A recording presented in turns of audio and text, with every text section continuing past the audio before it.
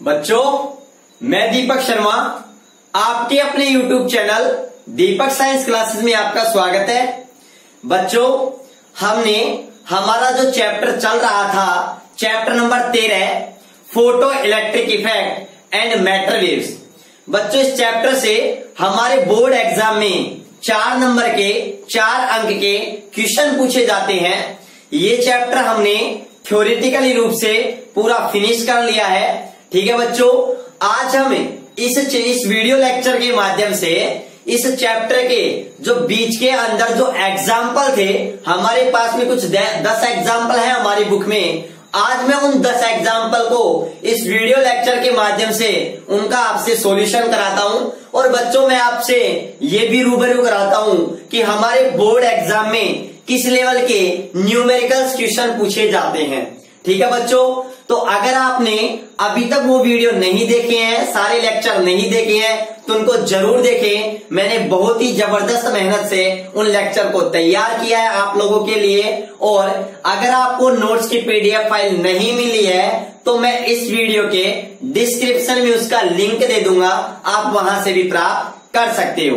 ठीक है ना। और बच्चों, अगर वीडियो पसंद आ रहे हैं तो ज्यादा से ज्यादा अपने मित्रों के पास शेयर कीजिए, लाइक कीजिए और कमेंट जरूर कीजिए। बच्चों, मैं आपकी मेहनत के लिए ही, मैं आपकी तैयारी के लिए ही मैं ये सब इतनी मेहनत कर रहा हूं। ठीक है बच्चों, तो चलिए शुरुआत करते हैं आज अपन एग्जाम्पल नंबर 1 की। ठीक है, अपन अपना जो फिजिक्स है वो थ्योरी के साथ में न्यूमेरिकल अप्रोच भी जबरदस्त होनी चाहिए, ताकि अगर हम आगे किसी भी फील्ड में जाएं, चाहे हम आईआईटी की तैयारी करें, चाहे हम नीट की तैयारी करें, या फिर हम फिजिक्स से अपना कैरियर आगे बढ़ाना चाहें, तो हमें बहुत ही हेल्पफुल होगा, क्योंकि बेसिक यहाँ 11-12 से ही सब कुछ होता है। ठीक है ना बच्चों, चलिए शुरुआत करते हैं एग्जाम्पल नंबर 1 की।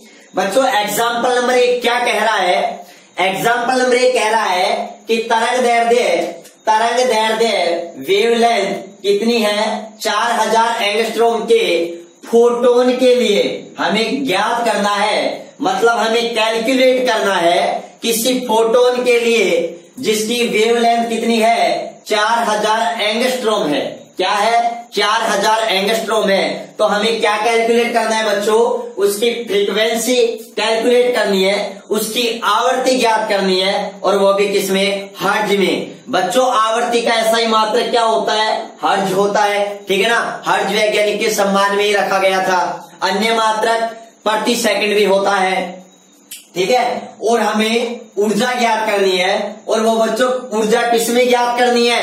इलेक्ट्रॉन वोल्ट में ज्ञात करनी है। बच्चों, मैंने आपको लेक्चर नंबर 5 में भी मैंने आपको बताया था अच्छी तरीके से, कार्यफलन वाले लेक्चर में, लेक्चर नंबर 5 ही था वो। ठीक है ना। उसमें मैंने आपको जूल और इलेक्ट्रॉन वोल्ट के अंदर मैंने आपको रिलेशन भी बताया था अच्छे से। ठीक है। और हमें क्या ज्ञात करना है बच्चों? संवेग ज्ञात करना है। अब देखो बच्चों, जब हम इनको ज्ञात करेंगे तो हमें जरूरत पड़ेगी एच के मान की, प्लांक कांस्टेंट की। तो बच्चों, या तो हमें एग्जाम के अंदर या तो हमें देता है, मोस्टली ज्यादातर क्वेश्चन के साइड में, क्वेश्चन में ही देता है। ठीक है, कि आप एच की वैल्यू ये काम में लीजिए। ठीक है, और प्रकाश का वेग हमें ये ज्ञात कीजिए। लेकिन बच्चों, जब हम फिजिक्स पढ़ रहे हैं, हम 12th क्लास में हैं, तो बच्चों ये सब वैल्यू भी हमें थोड़ा पता होना चाहिए। ठीक है ना। अगर क्योंकि काफी बार ऐसा भी हो जाता है कि हमारे एग्जाम में नहीं दे, तो कम से कम हमें हमारे याद है, तो हम उस न्यूमेरिकल क्वेश्चन को बड़ी आसानी से और उसका राइट आंसर हम दे सकते हैं। ठीक है बच्चों, तो देखो यहाँ पर हमें एच की और सी की वैल्यू दे रखी है।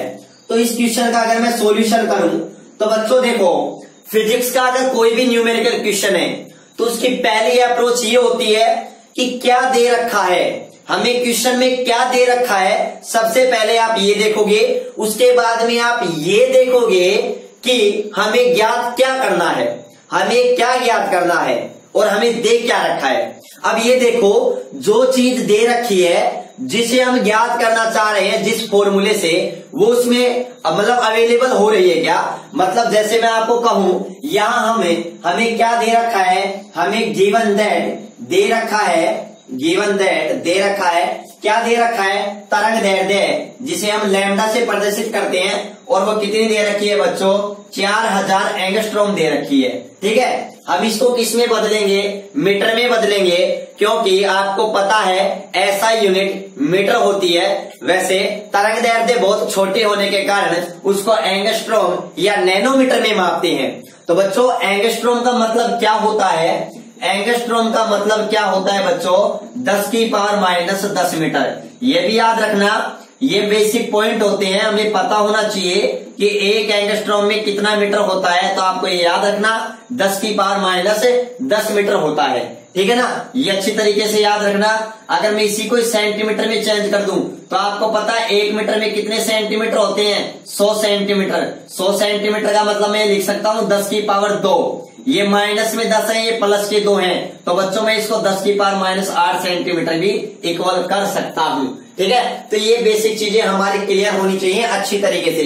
ठीक है ना, ये हमारे हमको न्यूमेरिकल रूप से स्ट्रॉन्ग बनाती है बहुत। ठीक है ना, यूनिट कन्वर्जन बहुत इंपॉर्टेंट चीज होती है।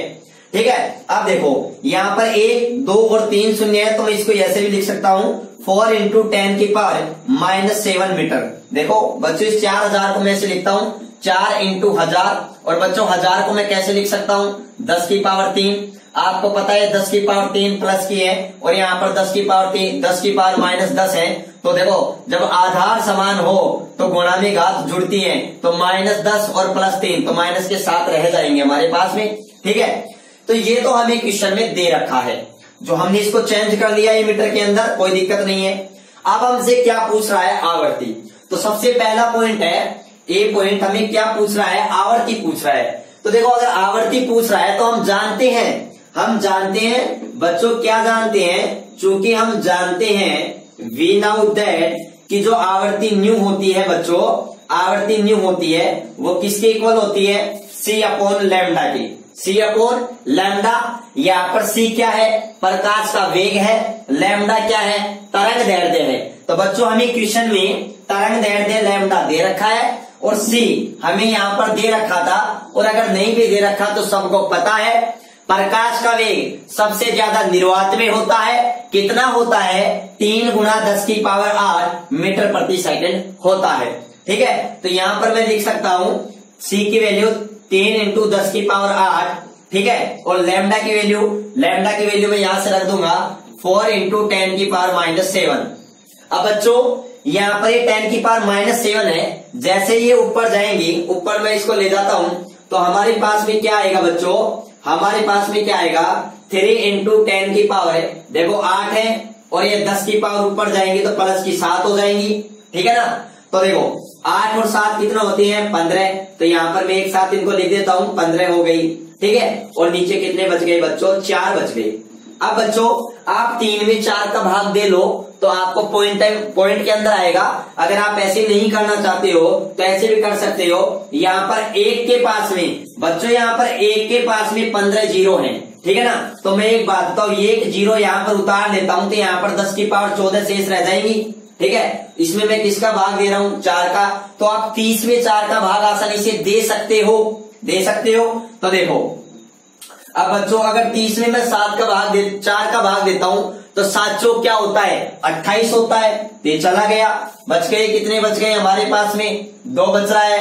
ठीक है, तो 2 में भाग नहीं जाता है 4 का, तो मैं यहाँ पर दशमलव लगाता हूँ, यहाँ पर 0 उतार देता हूँ। अब मैं 4 का भाग देता हूँ तो हमारे पास में क्या आता है, 5 चौक 20 × 10⁻14। बच्चों ये आवर्ती आई है, वो किस में आई है, हमारे पास में हर्ट्ज में आई है, और ये हमारे पास में बच्चों क्या आ गया, इसका आंसर आ गया। ठीक है ना, ये हर्ट्ज के अंदर आया है। आप कहोगे सर कैसे आया है, तो देखो बच्चों मैं आपको बताऊं, यहाँ पर प्रकाश का वेग क्या होता है, मीटर प्रति सेकंड होता है। यहाँ पर तरंग दैर्ध्य किसमें थी, मीटर में थी। बच्चों ये सेकंड तो क्या आ जाएगा, नीचे आ जाएगा, क्योंकि मीटर से मीटर कैंसिल हो जाएगा, तो एक तरीके से प्रति सेकंड हो गया। सेकंड को अपन वो अपनी आदत पड़ी हुई है कि सेकंड को SEC लिखते हैं, लेकिन सेकंड का जो सिंबल होता है बच्चों S ही होता है, इसको मैं एक प्रति सेकंड कहते हैं। और बच्चों SI पद्धति में इस प्रति सेकंड को ही क्या कहा था बच्चों, क्या कहा था, हर्ट्ज कहा था। ठीक है ना, हर्ट्ज कहा था, ये बात याद रखना, हर्ट्ज वैज्ञानिक के सम्मान में। तो इसलिए यहाँ पर ये मात्रक हमारे पास क्या आया, हर्ट्ज आया। क्योंकि देखो यहाँ पर हम ऐसा यूनिट प्रयोग कर रहे हैं तो हमारे पास आवर्ती का जो मान आएगा वो भी ऐसा यूनिट हर्ट्ज के अंदर ही आएगा। ठीक है, तो ये हमारा पहला क्वेश्चन क्या हो गया बच्चों, क्लियर हो गया। देखो उसके बाद में मैं बच्चों बी पॉइंट की मैं आपसे बात कर रहा हूं कि हमारे पास में जो बी पॉइंट है वो क्या है। देखो बी पॉइंट हमारे पास में, इसका बी पॉइंट हमें क्या ज्ञात करनी है, एनर्जी ज्ञात करनी है। और वह एनर्जी किसमें ज्ञात करनी है बच्चों, इलेक्ट्रॉन वोल्ट में ज्ञात करनी है। अब देखो यहां पर आपको पता है अगर आपको ऊर्जा ज्ञात करनी है तो आप जानते हो, क्या जानते हो, फोटोन की ऊर्जा से। चूंकि हम जानते हैं कि वी नाउ दैट कि E बराबर क्या होता है बच्चों, एच न्यू होता है। यहाँ पर E क्या है, ऊर्जा, H क्या है, प्लांक कांस्टेंट, और न्यू क्या होती है बच्चों, आवर्ती होती है। बच्चों हमने एक नंबर पॉइंट से यहाँ पर हमने आवर्ती क्या कर ली, ज्ञात कर ली है। ठीक है, तो देखो यहाँ पर हम इक्वेशन में इसे यहाँ पर हम वैल्यू पुट कर देंगे तो हमारे पास में क्या आएगा, H की वैल्यू क्या है, ये हमें को क्वेश्चन में दे रखी है 6.63 इंटू 10 की power minus 34 joule into second. और हमारे पास में यहाँ पर जो इसकी वैल्यू, न्यू की वैल्यू हमारे पास भी आ रही है। चलो मैं यूनिट तो मैं बाद में एक साथ लिख दूंगा। ठीक है, और हमारे पास में जो न्यू का हमारे पास मान आया 7.5 इंटू 10 की पावर 14। ठीक है बच्चों, देखो ये देखो आप अच्छी तरीके से थोड़ा, ठीक है ना।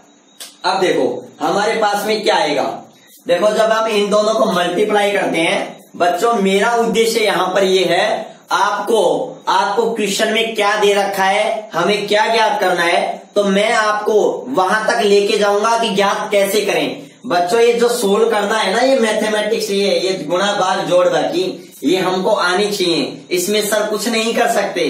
ठीक है ना, इसमें सारा रोल आपका है। मैं तो आपको यहाँ पर बता रहा हूं कि आप कैसे करोगे न्यूमेरिकल। ठीक है ना, समझ रहे हो ना। तो आपको ही अच्छी तरीके से यहाँ पर मेहनत करनी है। मैं आपको ये छोटी छोटी बातें ऐसे बता रहा हूँ क्योंकि सभी बच्चे इक्वल नहीं होते हैं। कुछ बच्चे होते हैं जिनको नहीं आते हैं, कुछ बच्चे होते हैं जिनको बहुत अच्छी तरीके से आते हैं। तो ठीक है ना, तो ये बात आप बिल्कुल मत सोचना। मैं सभी विद्यार्थियों के लिए मैं ये सोच रखा हूँ अच्छी तरीके से कि किसको क्या आता है किसको नहीं आता है, मैं वो अपने स्तर से पढ़ा रहा हूँ आपको।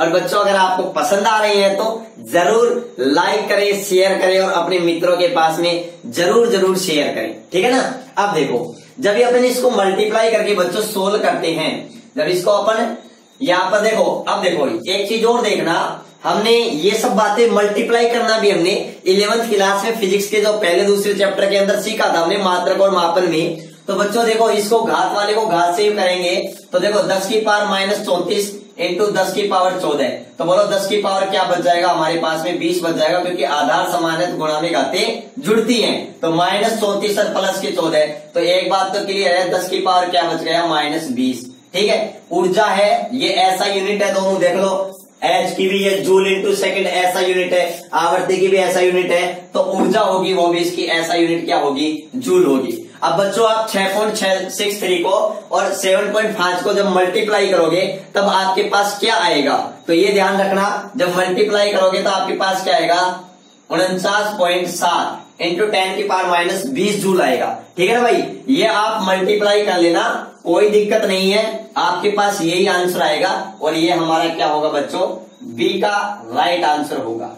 ठीक है ना, ये हमारे पास एनर्जी आ गई। लेकिन सुनो बच्चों, ये हमारे पास में किस में आई है, जूल में आई है, अभी हमारा आंसर नहीं आया है। ठीक है ना, ये गलती कर जाते हैं, अगर उसने इलेक्ट्रॉन वोल्ट में पूछा है तो हमें इलेक्ट्रॉन वोल्ट में चेंज करना आना चाहिए। और मैंने आपको कहा था बच्चों, देखो मैंने कहा था 1 जूल में, आप सभी जानते हो कि 1 जूल में कितने इलेक्ट्रॉन वोल्ट होते हैं, 1.6 इंटू 10 की पावर माइनस 19 इलेक्ट्रॉन वोल्ट होते हैं। ठीक है, तो मेरे को एक बात बताओ, 1 जूल में होते हैं, सॉरी 1 इलेक्ट्रॉन वोल्ट में हमारे पास में ये इतने जूल होते हैं।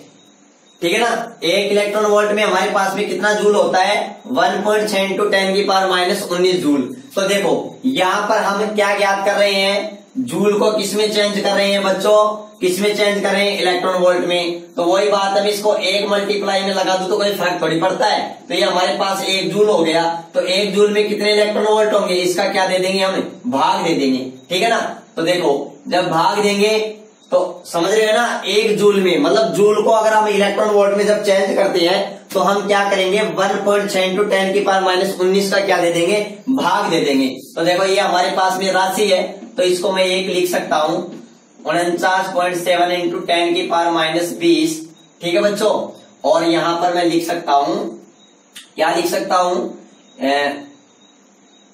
1.6 इंटू 10 की पावर -19, ठीक है। अब ये उड़ जाएगी, वो किस में आ जाएगी बच्चों, इलेक्ट्रॉन वोल्ट में। अगर जूल है उसको इलेक्ट्रॉन वोल्ट में अगर आप चेंज कर रहे हो तो याद रखना 1.6 इंटू 10 की पावर -19 से भाग दोगे, और इलेक्ट्रॉन वोल्ट को अगर जूल में चेंज कर रहे हो तो मल्टीप्लाई करोगे, ठीक है ना। ये बात आप अच्छी तरीके से याद रखना। अब देखो बच्चे, इसको सोल्व करते हैं, कोई दिक्कत नहीं है। 10 की पावर -19 है, क्यों ना मैं इसको ऐसे करूं, अगर मैं इस दशमलव को यहां लेके आ जाता हूं, यहां लेके आ जाता हूं तो कोई दिक्कत नहीं है। यहां लेके आऊंगा तो यहां पर क्या हो जाएगा, हमारे पास में 19 ही हो जाएगा, और 19 से 19 क्या हो जाएगा, कैंसिल हो जाएगा, समझ रहे ना। अब आप कहोगे सर कैसे 19 हो जाएगा, अरे एक बात बताओ, यहां पर ऐसे है, यही तो बात है, ठीक है ना। अगर मैं कैसे लेके जाऊंगा, यहां पर देखो, यहां पर चलो अगर आप नहीं भी लेके जाते हो तो कोई दिक्कत नहीं है, ठीक है ना, क्योंकि सभी का दिमाग भी इक्वल नहीं होता है, पता नहीं ये चेंज करना भी आता है कि नहीं आता है, ठीक है ना। तो वो भी सिखाऊंगा, एक बार ये चैप्टर फिनिश होने दो, उसके बाद मैं आपको बताता हूँ। तो ऐसे कर दो आप, 10 की पावर -19 को पढ़ देता हूं, तो 10 की पावर 19 क्या होगी, प्लस की होगी, और 10 की पावर माइनस की क्या होगी, 20 होगी। तो हमारे पास में क्या बचेगा बच्चों, 10 की पावर -1 बच जाएगा हमारे पास में, बोले यही तो बचेगा। और मैं इसको अगर नीचे लेके आऊंगा तो बोले 10 की पावर प्लस की 1 हो जाएगी, तो कोई दिक्कत नहीं है। तो देखो 1.6 को 10 से मल्टीप्लाई करेंगे तो यहाँ पर ही हट जाएगा, ये हमारे पास क्या हो जाएगा, 16 हो जाएगा। तो बच्चों अब आप कोई दिक्कत नहीं है, 49.7 में 16 का तो भाग दे सकते हो आसानी से, और जो ऊर्जा आएगी वो हमारे पास में क्या जाएगी, इलेक्ट्रॉन वोल्ट में। आपको पता है 16 एकम 16, 16 दूनी 32, 16 ती 48, 3, ठीक है, 3 बार तो चला गया। तो जब अगर आप भाग दोगे तो हमारे पास में कितना आएगा, 48, बच गए कितने हमारे पास में, 1 और 7, तो 3.1, और आप दे लेना, कोई दिक्कत नहीं है। हमारे पास किस में आ जाएगी ऊर्जा, इलेक्ट्रॉन वोल्ट में, ये हमारे पास में क्या आ जाएगी बच्चों, ऊर्जा आ जाएगी। ये हमारा क्या हो जाएगा, राइट आंसर हो जाएगा, ठीक है। उसके बाद में मैं बात करता हूँ सी पॉइंट की। देखो बच्चों, सी पॉइंट हमारा क्या है, संवेग ज्ञात करना है। संवेग ज्ञात करना है तो आपको पता है, चूंकि हम जानते हैं कि डी ब्रोगली समीकरण से कि जो संवेग P होता है वो क्या होता है, h/λ। बच्चों ये मैंने आपको सिखाया था अच्छी तरीके से, इसकी जो डेरिवेशन है वो एग्जाम की दृष्टि से भी क्या है, इम्पोर्टेंट है। मैंने ये भी बताया था जो संवेग होता है वो तरंग दैर्ध्य के क्या होता है, व्युत्क्रमानुपाती होता है। देखो लैम्डा की वैल्यू हमें एग्जाम में यहाँ दे रखी है, क्वेश्चन में h की वैल्यू भी हमारे को दे रखी है, तो बेसिस इसको क्या कर देंगे, सोल्व कर देंगे। तो देखो P बराबर h की वैल्यू 6.63 इंटू 10 की पावर -34, और यहाँ पर लैम्डा की वैल्यू हमारे पास में क्या आ जाएगी, 4 इंटू 10 की पावर -7।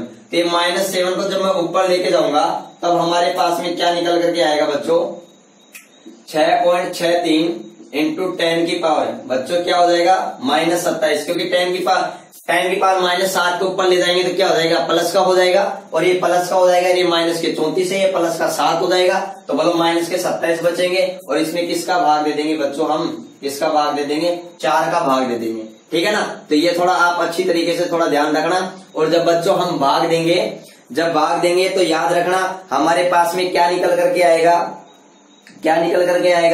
तो देखो जब इसका भाग देंगे तो कितनी बार भाग जा रहा है, 4 एकम 4, ठीक है। तो हमारे पास में जब भाग दोगे तो इसका जो वैल्यू आएगी वो कितनी आएगी बच्चों, 1.66 इंटू 10 की पावर -27 आएगी। और बच्चों आपको पता है संवेग की जो मात्रक होता है, आपको पता है संवेग क्या होता है, P बराबर mv।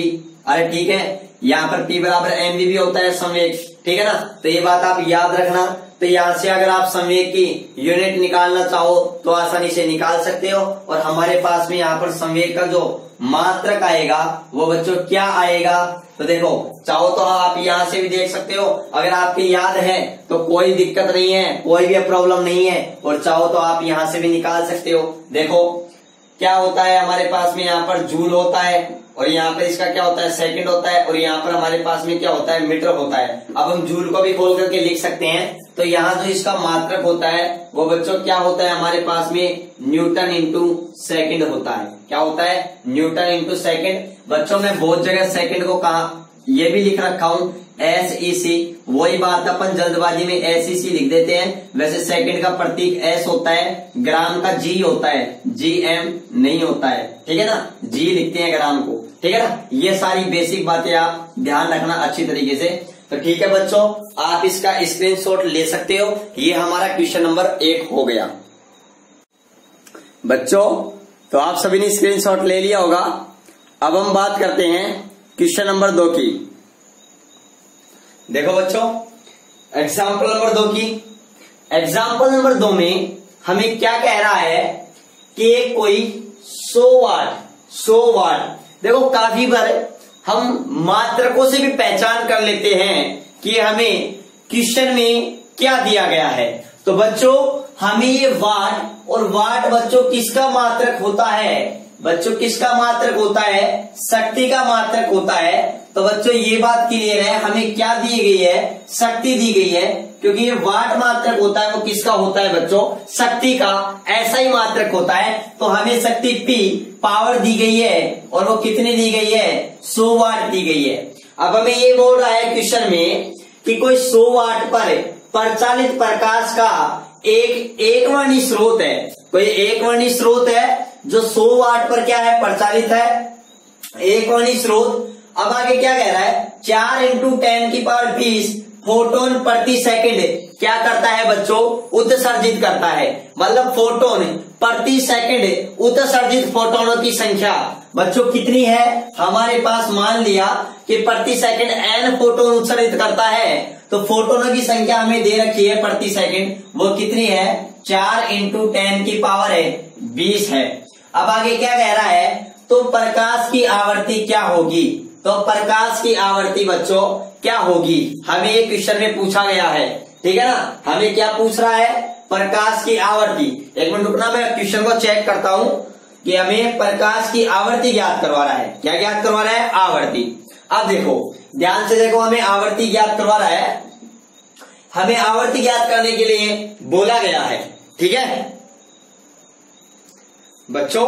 इस क्वेश्चन में थोड़ा प्रिंटिंग एरर है। हमें पूछा गया है प्रकाश की आवृत्ति, प्रकाश की तरंग दैर्ध्य, हमें प्रकाश की तरंग दैर्ध्य पूछा गया है, ठीक है ना। ये थोड़ा सा ध्यान रखना। अब देखो, तो यहाँ हमारे पास में लैम्डा पूछा गया है। तो देखो अगर हम लैम्डा ज्ञात करना चाहें तो हमारे पास में क्वेश्चन क्या आता है, फॉर्मूला क्या आता है, लैम्डा बराबर होता है C/ν। बच्चों हमारे पास में यहाँ न्यू आवृत्ति नहीं है, ठीक है। अब देखो आवृत्ति भी तभी ज्ञात कर सकते हैं जब हमारे पास में ऊर्जा हो। तो ऊर्जा अगर ज्ञात है तो हम आवृत्ति भी ज्ञात कर सकते हैं, और क्या ज्ञात कर सकते हैं, लैम्डा भी ज्ञात कर सकते हैं। तो पहले हम क्या करेंगे, एनर्जी को ज्ञात करेंगे। अब बहुत ही सिंपल बात है बच्चों, यदि कोई प्रकाश स्रोत है और वो प्रकाश स्रोत है उससे कोई n फोटोन प्रति सेकंड निकल रहे हैं, और अगर मान लिया n फोटोन प्रति सेकंड निकल रहे हैं और प्रत्येक फोटोन की ऊर्जा क्या है बच्चों, E है, तो प्रति सेकंड निकलने वाले फोटोन के कारण जो टोटल शक्ति होगी वो P के बराबर होगी। मतलब या फिर मैं कहूं इस स्रोत की शक्ति किसके बराबर होगी, एक फोटोन की ऊर्जा और फोटोनों की संख्या। तो बच्चों यहाँ पर हमें E कैलकुलेट करना है। क्या ज्ञात करना है, पहले E।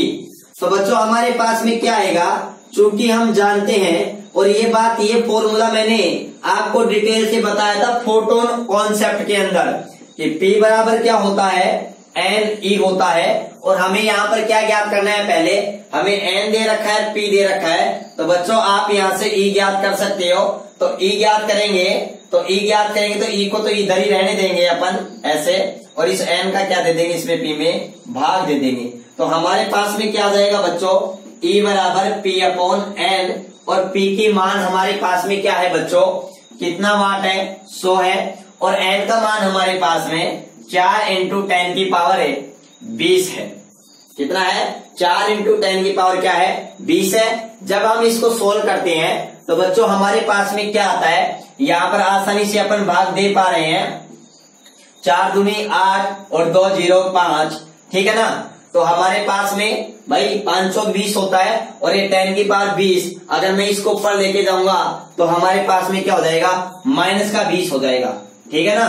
तो ये बात आप याद रखना, ये ऊर्जा आई है ये हमारे पास में किस में आई है बच्चों, जूल में आई है। किस में आई है, जूल में आई है। वो एक अलग बात है, जब मैं यहाँ पर मैं पॉइंट लगा दूं तो यहाँ पर मैं कितना लिख दूंगा 10 की पावर माइनस 19, ऐसे भी मैं लिख सकता हूँ, ठीक है। आप कहोगे सर क्यों, तो देखो ये 2.5 इंटू 10 की पावर माइनस 19 है, ठीक है। अगर मैं यहाँ पॉइंट हटाता हूँ तो 10 लगाता हूँ नीचे, 10 की पावर 1 है, ऊपर जाएगी तो माइनस 1 हो जाएगी, तो माइनस 19 माइनस 1 माइनस 20 वही हो गई, ठीक है ना।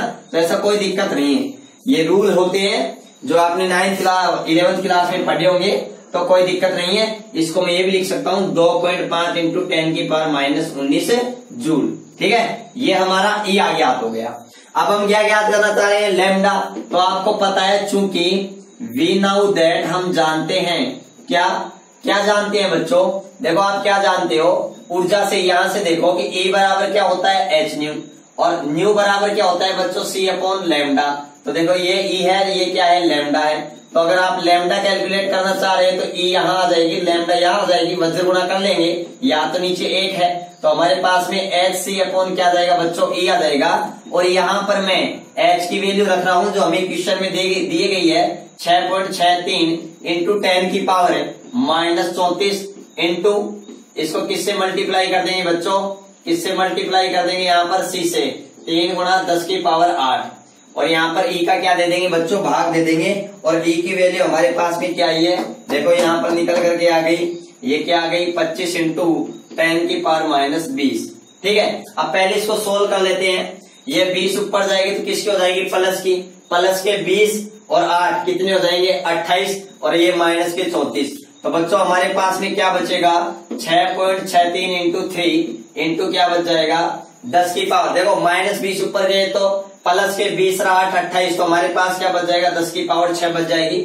और नीचे हमें किसका भाग देना है 25 का भाग देना है। आप इन दोनों को गुणा कर देना, तो आप गुणा करोगे तो क्या आएगा 3 3 9 और 6 3 18, ठीक है, और 6 3 18 1 19, यहाँ हमारे पास में क्या जाएगा 19.89 इंटू 10 की पावर क्या आ जाएगी 6 आ जाएगी। यदि मैं अब इसके किसका भाग देना है 25 का भाग देना है, ठीक है। तो अगर मैं इसमें नहीं जा रहा है, इस पॉइंट को मैं थोड़ा इधर कर दूं तो यहाँ पे क्या लिख दूंगा भैया 7 लिख दूंगा। अरे भाई मैं क्या कर सकता हूँ 7 लिख सकता हूँ, ये माइनस का है ये भी माइनस का बचेगा, तो माइनस का क्या हो जाएगा 7 हो जाएगा। तो हमारे पास में 198 हो जाएंगे, और 198 में भी आपको पता है 25 का कम्प्लीटली, वैसे तो अपन बोलते हैं ना 25 अंठा कितना होता है 200, तो लगभग ये वैल्यू आएगी ना वो हमारे, वो कितनी आएगी ये 8 इंटू 10 की पावर माइनस 7, और ये किस में आएगी बच्चों लैम्डा मीटर में आएगी। और अगर मैं बच्चों यहाँ पर इसको ऊपर नीचे 10 की पावर 3 से ऊपर नीचे क्या कर दूं मल्टीप्लाई कर दूं, मैं क्यों कर रहा हूं क्योंकि 7 और 3 कितने हो जाएंगे 10 हो जाएंगे। देखो यहाँ पर थोड़ा सा ध्यान देना अच्छी तरीके से, ठीक है। काफी बार कुछ करना पड़ता है, कुछ जोड़ना पड़ता है, वो चीजें हमें ध्यान देनी पड़ेंगी। हमें 10 की पावर 3 से मैं क्या कर रहा हूँ ऊपर नीचे गुणा कर रहा हूँ, तो जब मैं यहाँ गुणा करूंगा तो यहाँ पर तो मैं ऐसे लिख सकता हूँ 8 इंटू 0 0, ठीक है, 3 0 यहाँ पर मैंने लिख दी, ठीक है ना। ये थोड़ा ध्यान रखना, ये प्लस की 3 है इसलिए यहाँ पर ये लगा दी मैंने, ठीक है। और ये 10 की पावर माइनस 3 है, ऊपर आएंगे तो किसके हो जाएंगे बच्चों, किस प्लस की 3 ऊपर आते हैं किसके हो जाएंगे माइनस की, तो 10 की पावर माइनस 7 और 10 की पावर 3 माइनस 3 कितनी हो जाएंगे 10 की पावर माइनस 10 हो जाएंगी। और 10 की पावर माइनस 10 मीटर को बच्चों क्या कहते हैं एंगस्ट्रॉम कहते हैं। तो मैं ये भी लिख सकता हूँ लगभग 8000 एंगस्ट्रॉम। ये हमारे बुक के आंसर हैं बच्चों, कोई दिक्कत नहीं है, ये भी राइट आंसर है, ये भी राइट आंसर है। एग्जाम में हमें पता थोड़ी चलता है कि कौन सा क्वेश्चन होता है वो बुक का है, मतलब बुक का आंसर क्या होते हैं, ठीक है। हमारे जो आंसर आते हैं वही बुक के आंसर होते हैं, ठीक है ना, और वही हमारा मेन आंसर होता है, ठीक है ना। ये बात ध्यान रखना, लेकिन हम बस अच्छी तरीके से करें, थोड़ा ध्यान रखना। तो ये मैंने क्वेश्चन नंबर 2 सोल्व करवा दिया है, ठीक है, क्लियर। तो देखो अब बात करते हैं एग्जाम्पल नंबर 3 की। एग्जाम्पल नंबर 3 हमें क्या कह रहा है कि किसी धातु के लिए कार्यफलन है। बच्चों कार्यफलन है वो हमें क्वेश्चन में दे रखा है, तो हमें सबसे पहले साथ में ये भी देखता रहना है जैसे जैसे क्वेश्चन पढ़ते हैं कि कार्यफलन फाई नोट का मान 2.2 इलेक्ट्रॉन वोल्ट दिया गया है। ठीक है, आगे क्या कह रहा है, इस धातु के लिए अधिकतम तरंग दैर्ध्य ज्ञात करो। ये है मेन पॉइंट, अधिकतम तरंग दैर्ध्य क्या करनी है, ज्ञात करनी है, जो प्रकाश विद्युत प्रभाव क्या कर सके, उत्पन्न कर सके।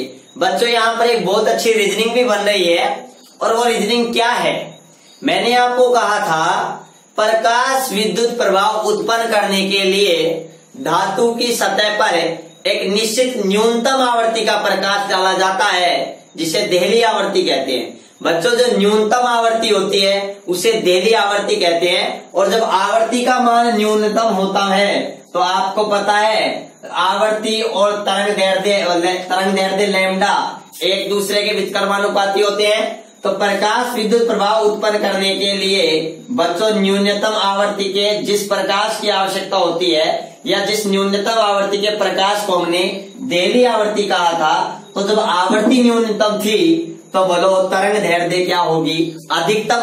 तरंग दैर्ध्य अधिकतम होगी, तो बच्चों ये वही अधिकतम तरंग दैर्ध्य है, और इस अधिकतम तरंग दैर्ध्य को हम क्या कहेंगे, देहली तरंग दैर्ध्य कहेंगे। तो याद रखना, प्रकाश विद्युत प्रभाव उत्पन्न करने के लिए जो निश्चित न्यूनतम तो आवृत्ति का प्रकाश होना चाहिए, या फिर हम तरंग दैर्ध्य कहें तो हम ये कहेंगे निश्चित अधिकतम तरंग दैर्ध्य का प्रकाश होना चाहिए। ठीक है ना, आवृत्ति न्यूनतम होगी तब तरंग दैर्ध्य क्या हो जाएगा, अधिकतम हो जाएगा। तो बच्चों यहाँ पर देखो, यहाँ पर हमें और क्या दे रखा है, हमें ये दे रखा है कि हमें क्या ज्ञात करना है, अधिकतम तरंग दैर्ध्य। और बच्चों इस अधिकतम तरंग दैर्ध्य को अपन क्या कहेंगे, देहली तरंग दैर्ध्य। क्या कहेंगे, देहली तरंग दैर्ध्य कहेंगे। और बच्चों ये देहली तरंग दैर्ध्य जिसको हमें लैम्डा नोट से प्रदर्शित करते हैं, इसको हमें क्या करना है, ज्ञात करना है। अब बच्चों आप सभी जानते हो, क्या जानते हो, चूंकि वी नाउ दैट हम जानते हैं कि कार्यफलन फाई नोट बराबर एच न्यू नोट होता है, और न्यू नोट की जगह बच्चों आपको पता है न्यू बराबर क्या होता है, सी अपॉन लैम्डा। तो ये नोट तो ये भी नोट, सी तो क्या होता है, कांस्टेंट। तो मैं इसको ऐसे भी लिख सकता हूं कि h c upon nu lambda naught. बच्चों लैम्डा नोट क्या है, देहली हमारे पास में क्या है बच्चों, देहली तरंग दैर्ध्य है। अब हमें इस क्वेश्चन में यही याद करनी है। तो देखो यहाँ पर लैम्डा नोट अगर हम याद करेंगे तो देखो लैम्डा नोट बराबर एच सी अपॉन क्या हो जाएगा हमारे पास पाई, और एच की वैल्यू देखो हमें दे रखी है, और वो भी बच्चों किस में दे रखी है, हमें इलेक्ट्रॉन वोल्ट में दे रखी है। 4 × 14 × 10⁻⁻15 इलेक्ट्रॉन वोल्ट, और हमें किस में दे रखी है, प्रकाश का वेग c 3 × 10⁸ मीटर प्रति सेकंड। बच्चों याद रखना, एक बहुत मजेदार बात है जो हमारे क्वेश्चन जल्दी सोल्व कराने में क्या करेगा, मदद करेगा। और तरंग जो हमारे पास कार्यफलन है उसका मान कितना है बच्चों, 2.2 इलेक्ट्रॉन वोल्ट है।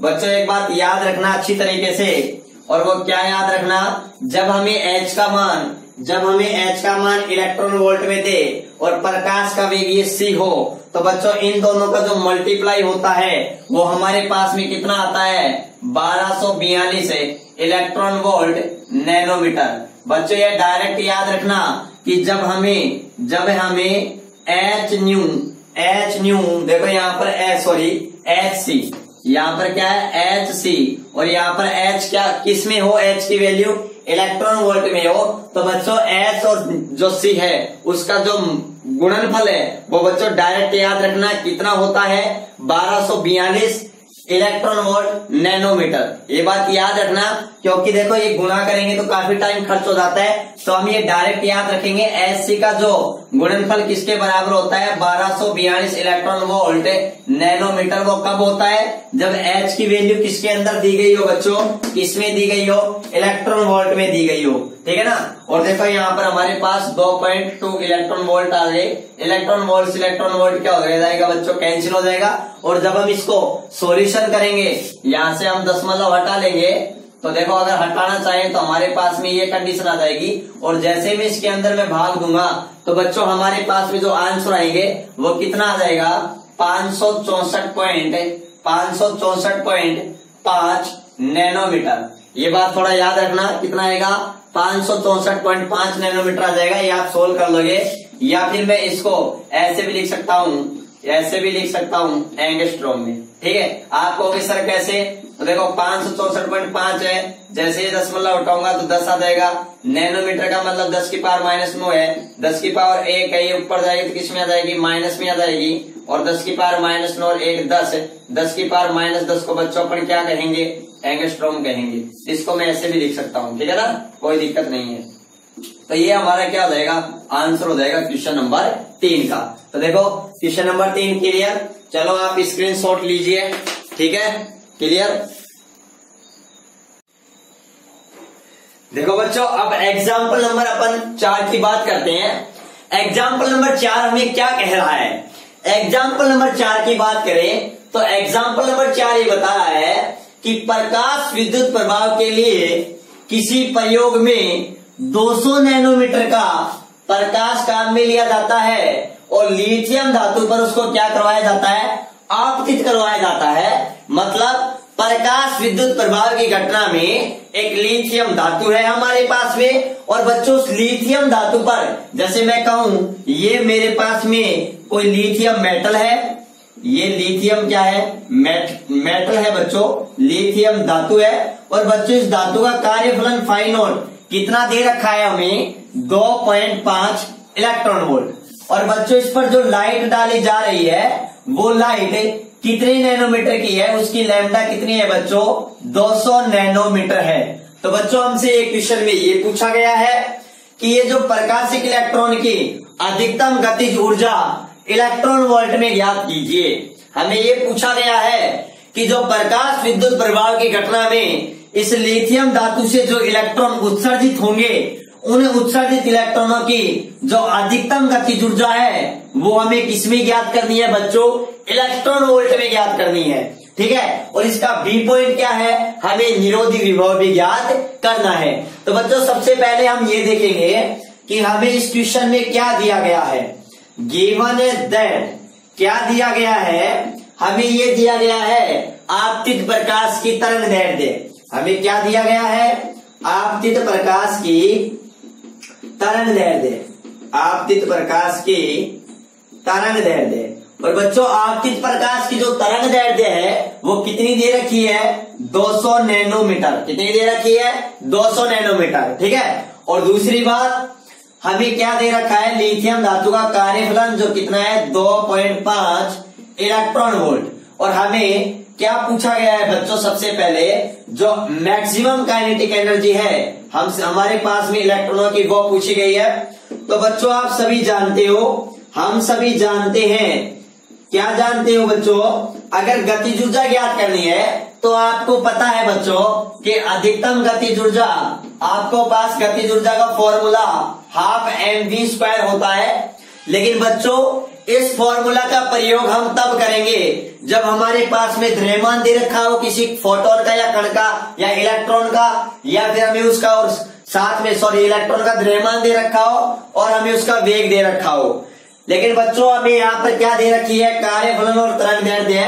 तो बच्चों क्या रिलेशन होता है, हमने पढ़ा था आइंस्टीन के फोटो इलेक्ट्रिक इक्वेशन से। हम जानते हैं फोटो इलेक्ट्रिक इक्वेशन से, क्या इक्वेशन है कि किसी भी फोटोन की जो कुल ऊर्जा होती है h न्यू, वो h न्यू दो रूपों में कार्य करती है। एक तो कार्यफलन के रूप में और दूसरी बच्चों किसके रूप में, गतिज ऊर्जा के रूप में, इलेक्ट्रॉनों को अधिकतम गतिज ऊर्जा प्रदान करने में, या फिर मैं इसको लिख सकता हूं के मैक्सिमम के रूप में।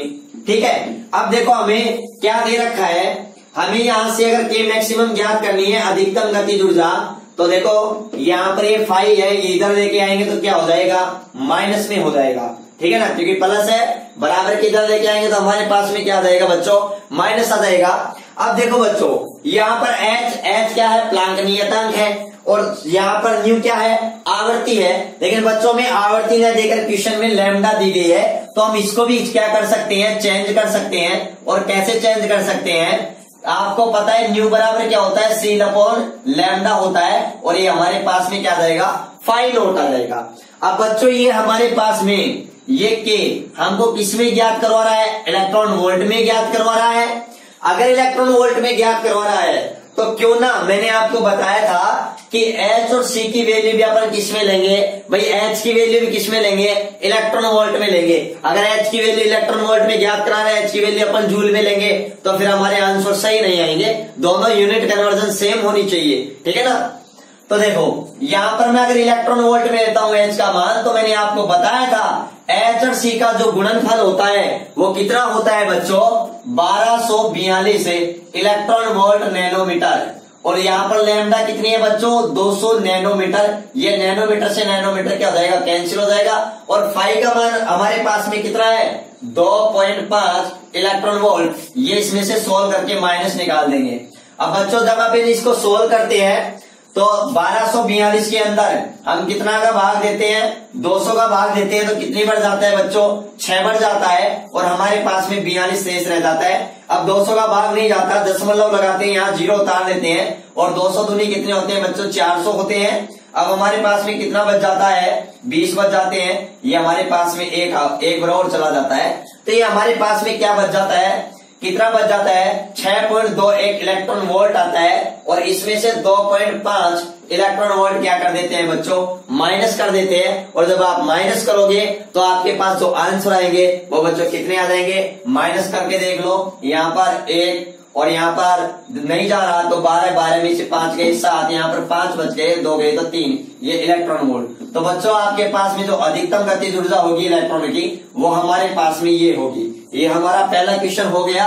तो प्रकाशिक इलेक्ट्रॉन की अधिकतम गतिज ऊर्जा होगी वो 3.71 इलेक्ट्रॉन वोल्ट होगी, ठीक है। अब उसके बाद में मैं बात कर रहा हूं बच्चों बी, निरोधी विभव। देखो बच्चों जब हमारे पास में अधिकतम गतिज ऊर्जा आ गई है, तो आपको पता है अधिकतम गतिज ऊर्जा और निरोधी विभव के बीच में क्या रिलेशन होता है। हमारे पास ये रिलेशन होता है कि के मैक्सिमम किसके बराबर होती है, ई वी नोट के। और बच्चों वी नोट हमारे पास क्या होता है, निरोधी विभव होता है। और वी नोट का अगर मैं मान ज्ञात करूंगा तो ई का इसके अंदर क्या दे दूंगा, भाग दे दूंगा। तो यहां से अगर मैं वी नोट का मान ज्ञात करूं तो के मैक्सिमम के अंदर मैं किसका भाग दे दूंगा बच्चों, ई का। अब के मैक्सिमम का मान कितना है बच्चों, 3.71 इलेक्ट्रॉन वोल्ट है। और इसमें मैं ई का भाग दे रहा हूं, ई से क्या हो गया, कैंसिल हो गया। और मेरे पास में बच्चों यहाँ पर वी नोट का जो मान आएगा, जो वी नोट का जो मान आएगा वो बच्चों कितना आएगा, या फिर मैं कह सकता हूँ यहाँ पर इलेक्ट्रॉन वोल्ट। तो बच्चों यहाँ पर मान रखते हैं, अगर मान रख करके सोल्व करते हैं तो भी हमारे पास में, तो इसे यहाँ पर कैंसिल हो जाएगा। और हमारे पास में विभव होता है, इसका मात्रक क्या होता है, वोल्टेज होता है। 3.71 क्या आ जाएगा, वोल्टेज आ जाएगा, या फिर मैं कहूं वी वोल्टेज, ठीक है। तो ये हमारे पास में बी क्वेश्चन का क्या हो जाएगा बच्चों, आंसर हो जाएगा। तो इसमें आपको कोई भी दिक्कत नहीं होनी चाहिए। ये मैंने एग्जाम्पल नंबर 4 को सोल्व कर दिया है, ठीक है। आप एक बार स्क्रीनशॉट लीजिएगा। तो आप सभी ने स्क्रीनशॉट ले लिया होगा।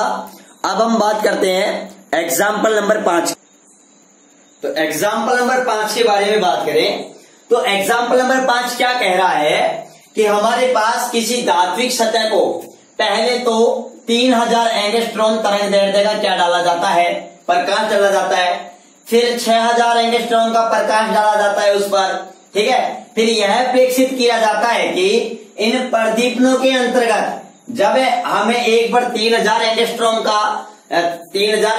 तरंग दैर्ध्य का प्रकाश डालते हैं, फिर उसके बाद हम 6000 एंगस्ट्रॉम तरंग दैर्ध्य का लाइट डालते हैं, तो हम इस जो इलेक्ट्रॉन उत्सर्जित होते हैं, तब हमने ये देखा गया, यह प्रेक्षित किया गया कि उत्सर्जित प्रकाश के जो इलेक्ट्रॉन है या उत्सर्जित प्रकाशिक इलेक्ट्रॉन है, उनकी अधिकतम चालों का अनुपात बच्चों क्या आता है, 3:1 आता है। तो हमें धातु का क्या ज्ञात करना है, कार्यफलन ज्ञात करना है। क्या ज्ञात करना है, कार्यफलन। बहुत अच्छी बात है। देखो अब कार्यफलन ज्ञात करना है तो फाई नॉट बराबर क्या होता है, एच न्यू नॉट। न्यू क्या होती है बच्चों, न्यू क्या होती है, यहाँ पर न्यू हमारे पास में क्या होती है बच्चों, न्यू होती है देहली आवर्ती।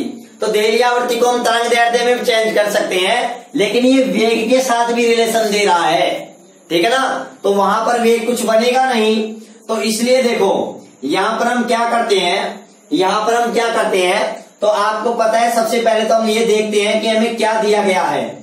गिवन दैट हमें क्या दिया गया है, हमें दिया गया है लैम्डा वन कितनी है बच्चों, 3000 एंगस्ट्रॉम।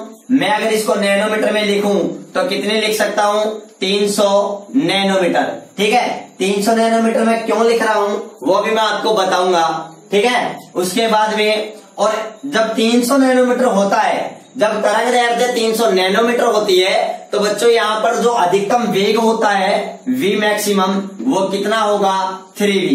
भाई 3:1 है, तो मान लिया पहले वेग v था, तो पहले उसका कितना गुना हो गया, 3 गुना हो गया, ठीक है। और अगर मैं λ2 की अगर मैं बात करूं, तो λ2 कितनी है हमारे पास में, 6000 एंगस्ट्रॉम। तो मैं इसको क्या लिख सकता हूं, 600 नैनोमीटर। इस टाइम में जो हमारे पास में अधिकतम वेग है वो कितना है, v। और जब लैम्डा हमने बढ़ाई है तो हमारे पास में वेग क्या हो गया, बढ़ गया है, ठीक है। अब देखो एक बात अच्छी तरीके से समझना, तो हमें क्या ज्ञात कर लेना चाह रहे हैं, हम ज्ञात करना चाह रहे हैं बच्चों फाई नॉट, कार्यफलन ज्ञात करना चाह रहे हैं। तो आपको पता है आइंस्टीन के प्रकाश वैद्युत समीकरण से, आपको पता है आइंस्टीन के प्रकाश वैद्युत समीकरण से, आइंस्टीन के प्रकाश वैद्युत समीकरण से क्या जानते हो, आप ये जानते हो कि किसी भी फोटोन की कुल ऊर्जा होती है वह दो रूपों में कार्य करती है, एक इसके रूप में कार्यफलन के रूप में, और दूसरी बच्चों किसके रूप में, अधिकतम गतिज ऊर्जा, इलेक्ट्रॉनों को गतिज ऊर्जा देने के लिए यहाँ पर। और वो गतिज ऊर्जा मैक्सिमम गतिज ऊर्जा होती है, क्योंकि शेष बची एनर्जी होती है वो पूरी की पूरी इलेक्ट्रॉनों को क्या देती है, गति प्रदान करती है, ठीक है बच्चों। यहां से मैं देखो न्यू आवर्ती नहीं दे रखी है, मैं तरंग दैर्ध्य दे रखी है, तो मैं इसको चेंज करता हूं, hc अपॉन क्या लिख सकता हूं मैं, lambda, hc upon lambda phi naught plus half mv² maximum, ठीक है। यहां पर मैंने ये लिख दिया है। उसके बाद में देखो अब हमारे सम को सबसे पहले यही यहां पर अप्लाई करना है जब λ1 हो, और दूसरी कंडीशन में हमें अप्लाई करना है जब λ2 हो, ठीक है। तो दोनों बात देखना, सबसे पहले मैं लगाता हूं यहां, यहीं पर देखना, पहले यहीं देख लो, ठीक है। देखो सबसे पहले मैं बात करता हूं λ1 के लिए, λ1 के लिए। अब मैं λ1 के लिए रखता हूं, λ1 हमारे पास में कितनी है, 300 नैनोमीटर है। तो मैं इसी इक्वेशन में लिखता हूं hc अपॉन 300, और ये किसमें है बच्चों, नैनोमीटर में। देखो मैं क्यों लिख रहा हूं नैनोमीटर में, मैं आपको ये भी बताऊंगा आगे। मैं क्या लिख रहा हूं, फाई नॉट, ठीक है, और प्लस क्या लिख रहा हूं, हाफ mv।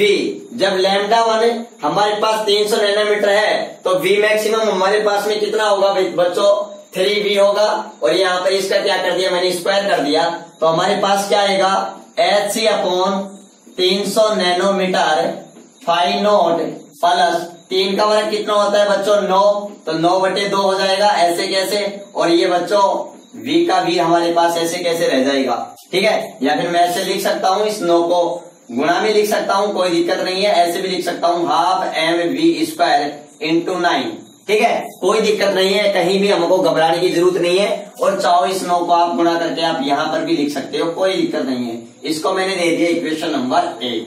इसी प्रकार से मैंने λ2 के लिए यही समीकरण अप्लाई किया। तो देखो इसमें तो hc अपॉन बच्चों क्या आएगा, लैम्डा, यहाँ पर λ2 की वैल्यू हमारे पास में कितनी है बच्चों, 600 नैनोमीटर है, ठीक है। फाई नॉट, ये फाई नॉट ऐसे कैसे, क्योंकि ये तो ज्ञात करना है। हाफ m, यहाँ पर v मैक्सिमम कितना है बच्चों, v है, तो v² हो जाएगा। ये इक्वेशन हमारे पास में 2 हो गई।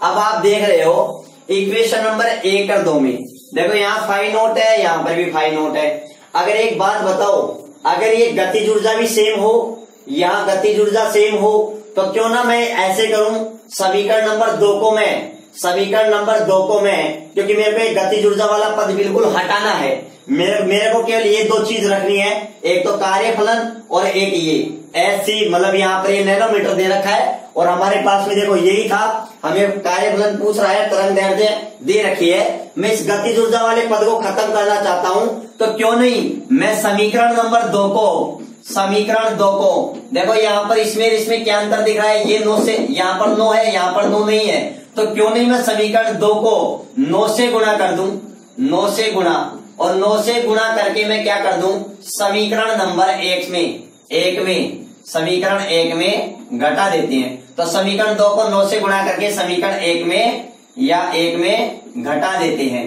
तो देखो घटाओ, कैसे घटाते हैं, तो देखो बच्चों अच्छी तरीके से, पहले तो ध्यान से देखना, पहले तो देखो अच्छी तरीके से, समीकरण नंबर 2 को 9 से गुणा करके इसे क्या कर देते हैं, समीकरण 1 में घटाने पर, ठीक है। तो देखो यहाँ पर एक बात हमें नजर आ रही है, और वो क्या नजर आ रही है, हमें ये नजर आ रही है, देखो यहां पर हमारे पास में समीकरण 2 को मैंने 9 से गुणा कर दिया, तो 9HC अपॉन 600 नैनोमीटर, ठीक है। इसमें माइनस किया, पहले मैं इसको 9 से मल्टीप्लाई कर देता हूं, चलो ठीक है।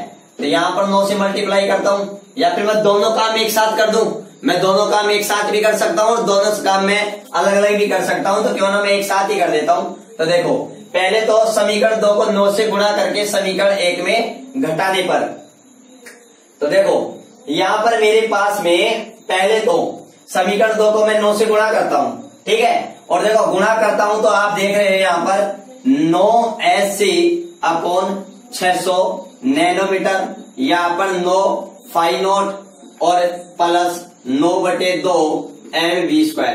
देखो इस समीकरण 2 को जब मैं जैसे मैंने 9 से मल्टीप्लाई किया, तो आप देख रहे हो यहाँ पर हमारे पास में ये इक्वेशन आ जाती है, ठीक है। और ये इक्वेशन आने के बाद में, उसके बाद में हम इसको क्या करते हैं समीकरण 1 में। लेकिन देखो बच्चों हमें थोड़ा ये भी ध्यान रखना पड़ेगा, ये टर्म्स हमारे पास ज्यादा है और यहाँ पर समीकरण 1 में ये टर्म्स कम है, इसलिए हम क्या करेंगे समीकरण 2 में, समीकरण 2 को 9 से गुणा करके इसमें क्या करेंगे, इसमें समीकरण 1 घटा देंगे। क्या घटा देंगे, इसमें समीकरण 1 घटा देते हैं, क्योंकि देखो यहाँ पर मल्टीप्लाई करने के बाद में ये टर्म्स हमारे पास ज्यादा आ जाएगी, तो ज्यादा में हम कम घटाएंगे, अदरवाइज हमारी जो वैल्यू आएगी वो माइनस के अंदर आ जाएगी, ठीक है ना। तो ये थोड़ा ध्यान रखेंगे। अब देखो ये आएगी, अब इसको मैं घटाता हूं, देखो यहां पर मैं करता हूं, देखो यहां पर घटाएंगे कैसे, लेफ्ट का लेफ्ट साइड में, राइट का राइट साइड में। तो देखो इसको 9 से मल्टीप्लाई किया यहां मैंने 9SC अपॉन 600 नैनोमीटर, और इसमें माइनस कर दिया मैंने HC अपॉन 300 नैनोमीटर बराबर। फिर यहाँ पर देखो राइट साइड में पहले 2 में से घटाएंगे, तो यहाँ पर हमारे पास क्या आएगा 9 फाई नोट प्लस 9/2 mv²। फिर इसमें माइनस किया फाई नोट और फिर माइनस किया ये 9/2 mv²। ये प्लस का है, ये माइनस का है, कैंसिल हो गया। 9 फाई में से 1 फाई गया, तो हमारे पास में क्या आता है बच्चों, फाई नोट बचता है। क्या बचता है, फाई नोट। तो इधर देखो अच्छी तरीके से, फाई नोट बराबर हमारे पास क्या आएगा, देखो यहाँ पर 9HC माइनस SC, तो SC कॉमन है, ठीक है, और नीचे नैनोमीटर आ रहा है, तो चलो मैं नैनोमीटर भी कॉमन ले लेता हूं। मैं बताऊंगा क्यों लिया। यहाँ पर 9/600 और यहाँ पर 1/ हमारे पास में क्या रहता है 300, ठीक है। ये इस बात का थोड़ा विशेष ध्यान रखना। अब मैंने क्यों लिया, क्योंकि मैंने आपको बताया था HC, देखो यहाँ पर HC बच्चों, यहाँ पर जो हमारे पास में HC का जो मान होता है ना, वो कितना होता है, जब हम इसको इलेक्ट्रॉन वोल्ट में लें, तो मैंने आपको बताया था 1242 इलेक्ट्रॉन वोल्ट नैनोमीटर।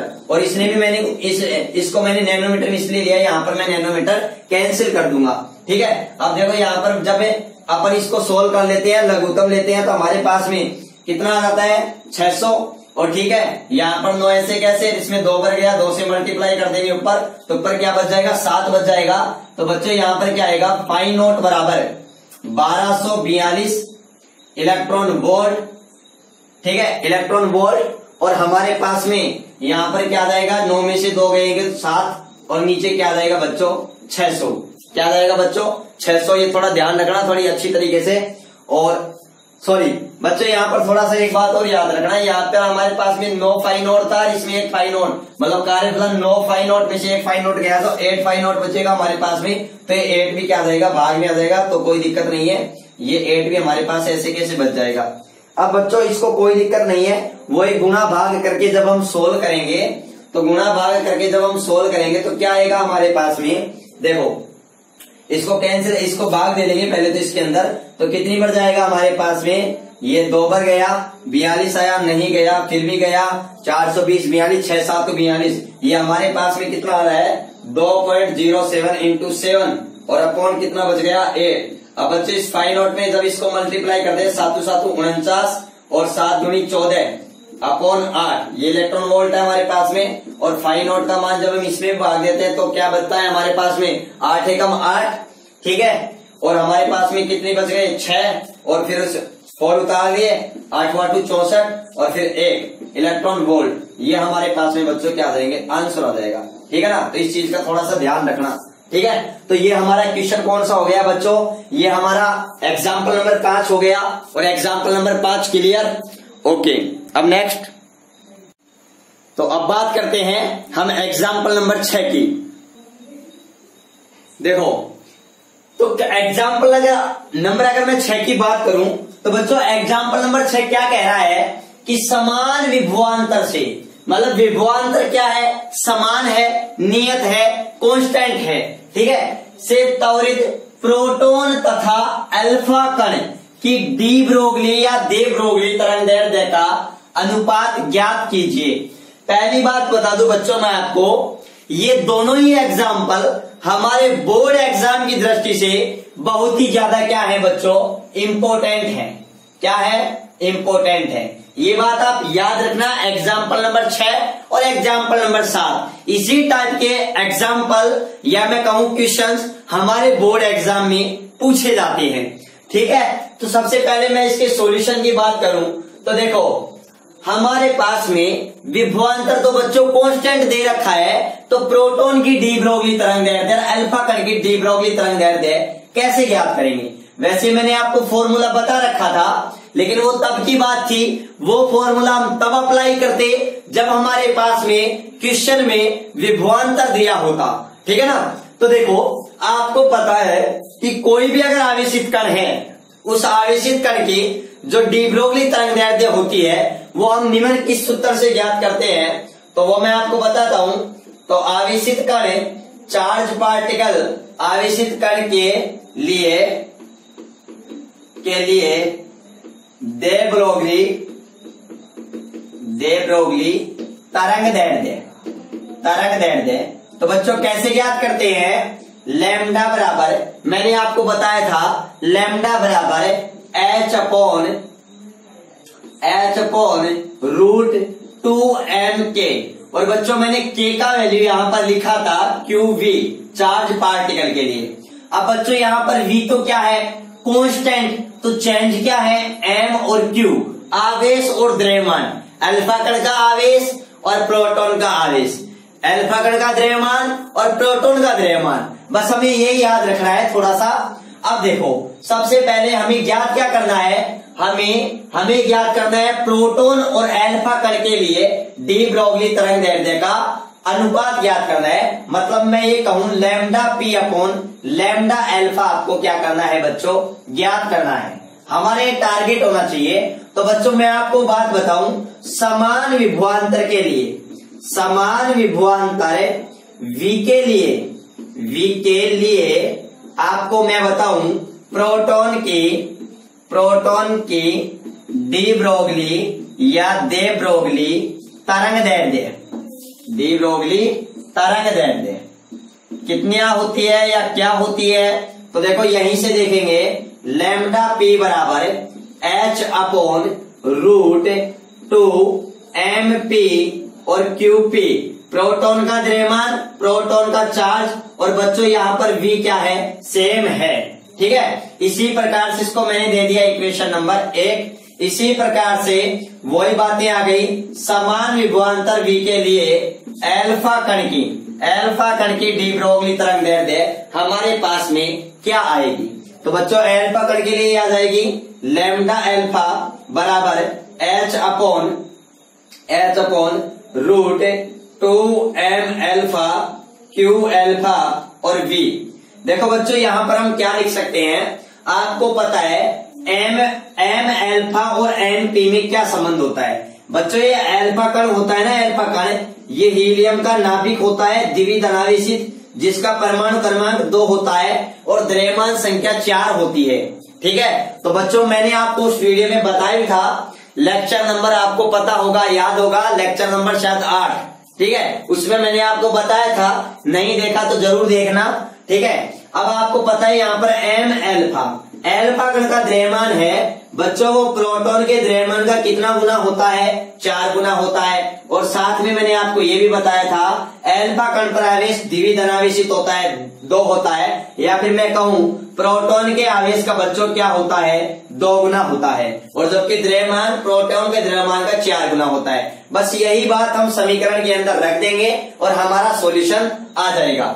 देखो क्या आएगा, यहां रखते हैं तो हमारे पास में lambda alpha h upon root, देखो रखते हैं एक बार हमारे पास में, तो जैसे ही मैं रखता हूं इसको तो हमारे पास में क्या आ जाएगा, हमारे पास में आ जाएगा 2 इंटू m एल्फा का मान मैं लिख सकता हूं 4mp। ठीक है, 4 इंटू प्रोटॉन का द्रव्यमान, और q एल्फा की जगह मैं लिख सकता हूं 2qp, और ये v क्या है बच्चों? कांस्टेंट है। अब देखो हमें ज्ञात क्या करना है, lambda p upon lambda alpha. तो देखो lambda p upon lambda alpha, lambda p का वैल्यू हमारे पास यहाँ इक्वेशन नंबर 1 से रखो, h अपॉन क्या रखेंगे, h अपॉन ये हमारे पास में आ जाएगी, या फिर देखो 2mp qp v, और यहां पर हमारे पास एल्फा की क्या आएगी, h upon root 2 into 4mp into 2qp into v। बच्चों ये सभी देखो यहां से ये तो कैंसिल हो जाएगा, या फिर मैं इसको ऐसे भी लिख सकता हूं, देखना इधर, यहां पर देख लो आप क्या देखोगे, लैम्डा p, चलो यही देख लो आप, lambda p upon lambda alpha. देखो यहां से, या फिर आपको देखो, चलो अगर नहीं काटते हो तो पहले मैं आपको बिल्कुल 0 से समझाता हूं। देखो इसको मैं ऐसे लिख सकता हूं, कैसे लिख सकता हूं, देखना, lambda p upon lambda alpha h upon root 2mp qp v, और बच्चों ये ऊपर चला जाएगा root 2 into 4mp into 2qp into v upon h। h से h कैंसिल, mp से mp कैंसिल, qp से qp कैंसिल, v से v कैंसिल, 2 से 2 कैंसिल। तो बच्चों हमारे पास में क्या बच जाएगा, ये बचेगा हमारे पास में 2 इंटू 4, और बच्चे इस 4 का रूट क्या होता है 2, तो 2 इंटू या फिर 2 रूट 2, ये हमारे पास में, अरे भैया इसको ऐसे सोल्व कर लो, 2 इंटू 4 8 हो जाएंगे, रूट 8 कितना होता है, 2 रूट 2 होता है, मतलब देखो रूट 8 कैसे लिखते हैं, 2 इंटू 4, 4 का अपने पास पूर्ण वर्ग हो रहा है 2, ठीक है, रूट 2 ऐसे कैसे आ जाएगा, तो इन दोनों का अनुपात होगा वो हमारे पास में क्या हो जाएगा 2 इंटू रूट 2 या 2 रूट 2। ठीक है बच्चों, तो ये हमारे पास में क्या आ गया, आंसर आ गया इसके तरंग दैर्ध्य का अनुपात का। ठीक है, तो चलो आप इसका स्क्रीनशॉट ले सकते हो। ठीक है, स्क्रीनशॉट ले सकते हो, स्क्रीनशॉट ले लिया होगा आपने। अब देखो मैं बात करता हूं एग्जाम्पल नंबर 7 की। ठीक है, देखो बच्चों एग्जाम्पल नंबर 7 और भी अच्छा क्वेश्चन है, और ये एग्जाम्पल नंबर 7 इस टाइप का क्वेश्चन सेम डाटा हमारे बोर्ड एग्जाम में पूछा जा चुका है। ठीक है ना, वेरी वेरी इंपोर्टेंट है।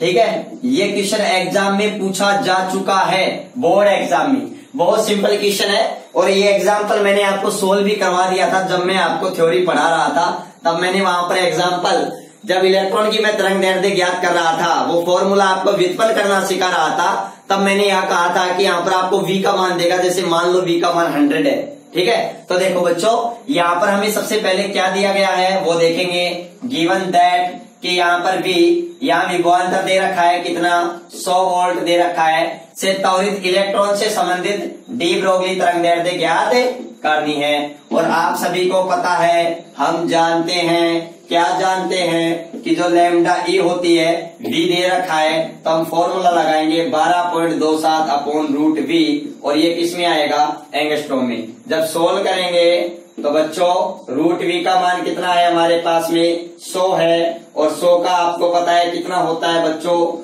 रूट यहाँ करेंगे तो हमारे पास कितना होगा, 10 होगा, और जब हम इसका भाग देंगे तो हमारे पास में कितना आ जाएगा, 1.227 एंगस्ट्रॉम। तो ये हमारे पास में बच्चों क्या आ गई, ये हमारे पास में इलेक्ट्रॉन से संबंधित द्रव्य तरंग की क्या आ गई बच्चों, तरंग दैर्ध्य आ गई है। ठीक है, तो बच्चों ज्यादातर हमारे एग्जाम में वही क्वेश्चन देते हैं जो फॉर्मूला बेस होते हैं। अगर आपको फॉर्मूला पता है, उसको अप्लाई करना आता है, तो आप आसानी से क्वेश्चन सोल्व कर पाते हैं। ठीक है ना, और इसी टाइप के क्वेश्चन हमारे बोर्ड एग्जाम में देता है। बहुत इंपॉर्टेंट क्वेश्चन है बच्चों, आप इसका स्क्रीनशॉट लीजिए, उसके बाद हम आगे बढ़ते हैं। तो स्क्रीनशॉट ले लिया होगा। अब हम बात करते हैं बच्चों एग्जाम्पल नंबर 8 की। तो देखो एग्जाम्पल नंबर 8 अब क्या कह रहा है, एग्जाम्पल नंबर 8 हमें ये बता रहा है कि एक कोई अल्फा कण है, एक प्रोटॉन है, वो एक समान चुंबकीय क्षेत्र में क्या करते हैं, प्रवेश करते हैं। मतलब यहां पर याद रखना बच्चों, हमें ये दे रखा है, जब हम इसका सॉल्यूशन करेंगे तब हम ये याद रखेंगे कि यहाँ पर जो चुंबकीय क्षेत्र बी वेक्टर है वो बच्चों क्या है, कांस्टेंट है, एक समान है, तथा जो इनके वेग सदिशों की क्या है, लंबवत है। बच्चों ये भी याद रखना, ये इसके वेग सदिश के क्या है बच्चों, लंबवत है चुंबकीय क्षेत्र। ठीक है, उसके बाद में क्या कह रहा है, अल्फा कण तथा प्रोटॉन इस प्रकार गति करते हैं ताकि उनके पथों की वक्रता त्रिज्या भी क्या हो, समान हो। मतलब उसे जो एक समान जो हमारे पास में चुंबकीय क्षेत्र है, उसके अंदर अल्फा कण और प्रोटॉन दोनों इस प्रकार गति करते हैं कि उनकी त्रिज्या भी क्या हो बच्चों, कांस्टेंट हो, वक्रता त्रिज्या भी क्या हो, कांस्टेंट हो। तो बच्चों मैं आपको एक बात बता दूं कि अगर कोई भी आवेशित कण है, अगर वो एक समान चुंबकीय क्षेत्र में प्रवेश करके अगर वो गति करता है, क्या करता है, लंबवत प्रवेश करता है, क्योंकि क्वेश्चन में दे रखा है लंबवत प्रवेश करता है, तो उसकी तो बाद की बात है। अगर प्रवेश करके वो गति करता है तो उस वर्ताकार पथ में उस आवेशित कण को गति करने के लिए जरूरी है कि चुंबकीय बल किसके द्वारा संतुलित होना चाहिए, अभिकेंद्रीय बल के। तो ठीक है बच्चों, ये जरूरी है कि चुंबकीय बल तभी वो गति कर पाएगा जब चुंबकीय बल किसको बैलेंस करे, अभिकेंद्रीय बल को। और आपको पता है बच्चों अभिकेंद्रीय बल का सूत्र होता है mv²/r होता है। और बच्चों चुंबकीय बल हमने चैप्टर नंबर 7 में आप पढ़ोगे, ये पढ़ा होगा कि जो चुंबकीय बल है वो क्या होता है, उसका फॉर्मूला क्या होता है बच्चों। तो ये भी याद रखना हमारे पास में QVB साइन ऑफ थीटा। ठीक है ना, ये हमारे पास में क्या है, चुंबकीय बल का सूत्र है। Q यहाँ पर आवेश है और वो आवेशित कण V वोल्ट विभवांतर से त्वरित होकर के एक समान चुंबकीय क्षेत्र V वेक्टर में क्या कर रहा है, प्रवेश कर रहा है। और वो किस कोण से प्रवेश करता है, ये भी डिपेंड करता है इस थीटा पर। तो बच्चों यहाँ पर क्या बोला गया है आपको कि वो कैसे प्रवेश करता है, लंबवत प्रवेश करता है। तो लंबवत प्रवेश करता है तो यहाँ पर क्या लिखूंगा मैं, sin 90 डिग्री। और बच्चों sin 90 का मान हमारे पास में कितना होता है, 1 होता है। ठीक है, सॉरी यहाँ पर हमारे पास में ये वेग है, क्या है, ये वेग है, v वेग से गति करता है, वोल्टेज नहीं है। ठीक है ना, ये बात थोड़ा याद रखना। ठीक है, अब देखो तो sin 90 का मान तो कितना हो जाएगा, 1 हो जाएगा। और देखो यहाँ से v, ये भी वेग है। ठीक है, यहाँ वेग की पावर कितनी है हमारे पास में, 2, तो 1 तो कैंसिल हो जाएगी 2 में से। तो हमारे पास में यहाँ पर क्या बचेगा, Q, ठीक है, QB, और यहाँ पर साइन थीटा इसका मान 1 होता है। ठीक है, और यह क्या बचेगा, mv/r। वज्र गुणा करेंगे तो हमारे पास में क्या आएगा, बच्चों, हमारे पास में आएगा mv बराबर है QBr। या फिर मैं कहूं वज्र गुणा करेंगे तो QBR किसके बराबर आ जाएगा, MV के। ये याद रखना। अब देखो बच्चों, हमें ज्ञात क्या करनी है, यहां पर हमें ज्ञात करनी है कि इनकी, देखो यहाँ एल्फा कण तथा प्रोटॉन, उसके बाद में हमें क्या ज्ञात करनी है, इनकी दे ब्रोगली तरंगदैर्ध्य क्या करनी है बच्चों, हमें ज्ञात करनी है। हमें हाँ, इनकी दे ब्रोगली तरंगदैर्ध्य का बच्चों अनुपात ज्ञात करना है। थोड़ा सा ये बात याद रखना, क्या ज्ञात करना है, इनकी दे ब्रोगली तरंगदैर्ध्य का अनुपात ज्ञात करो, अनुपात ज्ञात करो। तो अनुपात ज्ञात करना है, तो बच्चों अनुपात ज्ञात करना है तो हमारे दिमाग में होना चाहिए, देखो पहले क्या दे रखा है, एल्फा कण दे रखा है, बाद में प्रोटॉन दे रखा है, इनका क्रम से अनुपात ज्ञात करना है। तो मतलब आपको ज्ञात करना है lambda alpha upon lambda proton, ये आपको कैलकुलेट करना है, ज्ञात करना है। अब देखो ध्यान से देखना बच्चों, यहां पर अगर मैं बात करूं, आपको पता है, क्या पता है कि कोई भी तरंगदैर्ध्य ज्ञात करते हैं, तरंगदैर्ध्य लैम्डा बराबर डी ब्रोगली समीकरण से क्या होता है, हमारे पास में क्या होता है बच्चों, H अपॉन P, और P का मान क्या होता है बच्चों, P बराबर क्या होता है, NV होता है। ये भी याद रखना आप अच्छी तरीके से, P बराबर क्या होता है, NV होता है। और बच्चों ये NV, देखो यहाँ पर NV का मान किसके बराबर आ गया, QBR के बराबर आ गया। तो मैं ये भी लिख सकता हूं H अपॉन QBR। Q यहाँ पर आवेश है, B चुंबकीय क्षेत्र है, और R यहाँ पर वक्रता त्रिज्या है। अब आपको पता है यहाँ पर B क्या है, कांस्टेंट है, नियत है, एंड और वक्रता त्रिज्या भी क्या है बच्चों, कांस्टेंट है। तो यहाँ पर जो लैम्डा डिपेंड करेगी वो किस पर डिपेंड करेगी, H अपॉन, यहाँ किस पर डिपेंड करेगी, Q पर। अरे किस पे डिपेंड करेगी, Q पर। अब देखो आवेश पर डिपेंड करेगी केवल और केवल, क्योंकि ये दोनों क्या है, कांस्टेंट है।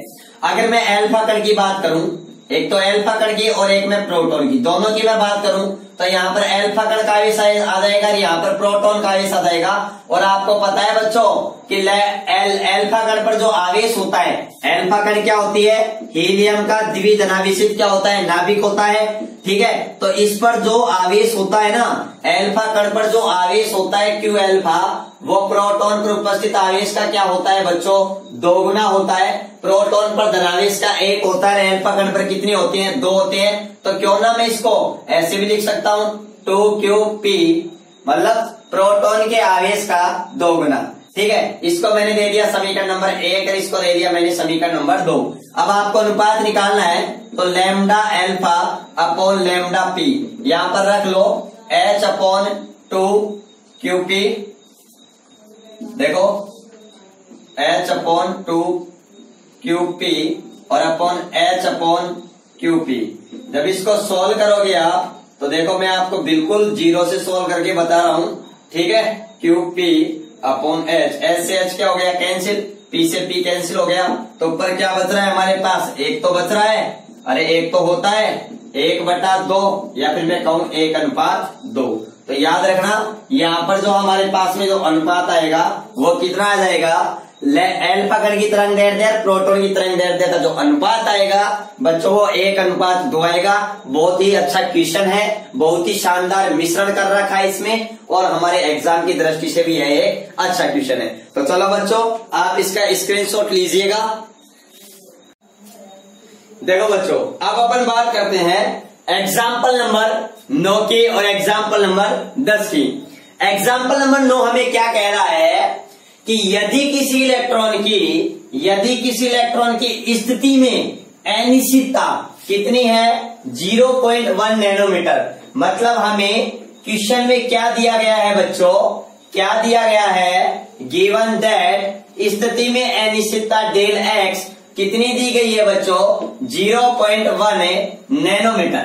इसको मैं ऐसे भी लिख सकता हूं, 0.1 इंटू 10⁻⁹ मीटर। बच्चों अगर इसको चाहूं तो मैं ऐसे भी लिख सकता हूं, और कैसे लिख सकता हूं, 1 इंटू 10⁻10 मीटर। आप कहोगे सर कैसे, देखो मैं जैसे यहाँ दशमलव हटाता हूं तो नीचे क्या लगाऊंगा, 10 लगाऊंगा, 10⁻1, और ये 1 जैसे ही ऊपर जाएगी तो किसकी हो जाएगी, -1, 10⁻9 और 10⁻−1, बोलो 10⁻10 क्या हो जाएंगे, ठीक है। तो इसको ऐसे भी लिख सकते हैं, ये बात आप अच्छी तरीके से ध्यान रखना, ठीक है। अब देखो उसके बाद में क्या पूछा है, उसके संवेग में अनिश्चितता का क्या पूछा है, परिकलन पूछा है। तो हमें ये पूछा है डेल्टा पी एक्स डायरेक्शन के अंदर ही हमें संवेग के अंदर अनिश्चितता पूछी गई है। और बच्चों आप जानते हो क्या जानते हो, हाइजेनबर्ग के प्रिंसिपल से, हाइजेनबर्ग के सिद्धांत से क्या जानते हो कि संवेग में और स्थिति में जो अनिश्चितता होती है वह या तो h कट अपॉन 2 के इक्वल होती है या इससे क्या होती है, ग्रेटर देन होती है। लेकिन बच्चों यदि, ठीक है ना, h कट, या फिर मैं इसको ऐसे भी लिख सकता हूं बच्चों, या करके मैं ये भी लिख सकता हूं del x into del p x, क्या लिख सकता हूं, इक्वल या ग्रेटर देन h अपॉन 4 पाई।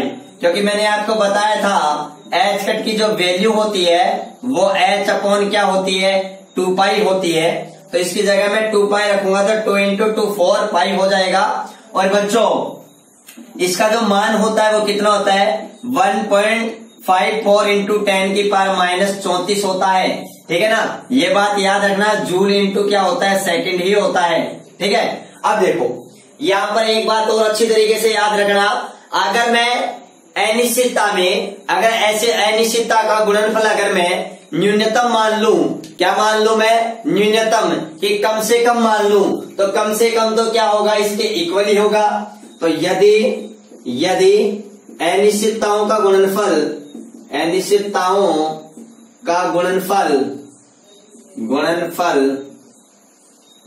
न्यूनतम मान ले तो कम से कम अनिश्चितता में, अगर मैं कम से कम अनिश्चितता की बात करूं तो बच्चों इन दोनों का जो गुणनफल होगा वो हमारे पास में क्या आएगा बच्चों, इक्वल आएगा लगभग h कट अपॉन 2 के।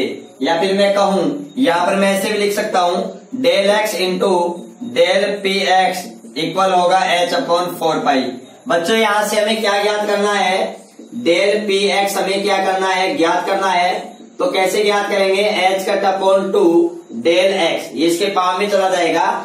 और h कट का मान हमारे पास में कितना होता है बच्चों, ये हमारे पास होता है, यहाँ पर मैंने लिख दिया 1.054 इंटू 10 की power minus 34 joule into second. ठीक है, ये याद भी रखना है, क्योंकि अगर बाय द वे हमें एग्जाम में नहीं दिया जाता है तो हम कर लें, और अगर ये भी याद नहीं हो तो कोई दिक्कत नहीं है, आप इससे भी कर सकते हो, आंसर वही आएगा, आंसर में कोई फेरबदल नहीं आएगा। यहाँ पर देखो 2 इंटू डेल एक्स का मान 1 इंटू 10 की पावर कितना आ जाएगा, माइनस 10। तो जैसे ऊपर लेके जाऊंगा तो प्लस के 10 हो जाएंगे, मतलब मेरे पास में क्या जाएगा, और क्या जाएगा 1.054 अपॉन 2 इंटू 10 की पावर क्या जाएगा बच्चों, क्या आ जाएगा, माइनस के 24 आ जाएगा। ठीक है, क्योंकि 10 की पावर ऊपर जाएंगे तो प्लस क्या जाएगा, तो हमारे पास में कितना बच जाएगा बच्चों, 24 बच जाएगा। अब देखिए इसके अंदर भाग, इसको सोल्व कर लेते हैं, कोई दिक्कत वाली बात नहीं है। तो मैं सोल्व करूंगा तो हमारे पास में इसकी वैल्यू कितनी आएगी बच्चों, ये हमारे पास में आएगी लगभग 0.53 इंटू 10 की पावर माइनस 24। बच्चों संवेग की अगर मैं बात करूं तो संवेग कितना होता है, देखो संवेग P बराबर क्या होता है, mv, तो इसका मात्रक क्या होता है बच्चों, किलोग्राम इंटू वेग क्या होता है, मीटर प्रति सेकंड। और बच्चों अगर इसको मैं सेकंड से ऊपर नीचे मल्टीप्लाई कर दूं तो देखो हमारे पास में क्या बन जाता है, देखो थोड़ा इधर देखना, एक बार मैंने आपको एक क्वेश्चन में और भी आया था संवेग, P बराबर mv, m द्रव्यमान है, किलोग्राम, वेग क्या है, मीटर प्रति सेकंड है। ठीक है, सेकंड s, अगर मैं इसको सेकंड से ऊपर नीचे मल्टीप्लाई कर दूं तो याद रखना है संवेग का मात्रक हमारे पास में क्या आता है, किलोग्राम इंटू मीटर प्रति सेकंड। ये हमारा क्या हो जाएगा बच्चों, आंसर हो जाएगा। अब देखो एक क्वेश्चन और था, शायद फर्स्ट क्वेश्चन ही था, जिसके अंदर हम संवेग का मात्रक न्यूटन इंटू सेकंड भी लिखा था। वो क्यों लिखा था, देखो यहाँ पर अगर इस सेकंड को मैं ऊपर नीचे मल्टीप्लाई कर देता हूँ तो देखो मैं कैसे लिखता हूँ, किलोग्राम इंटू मीटर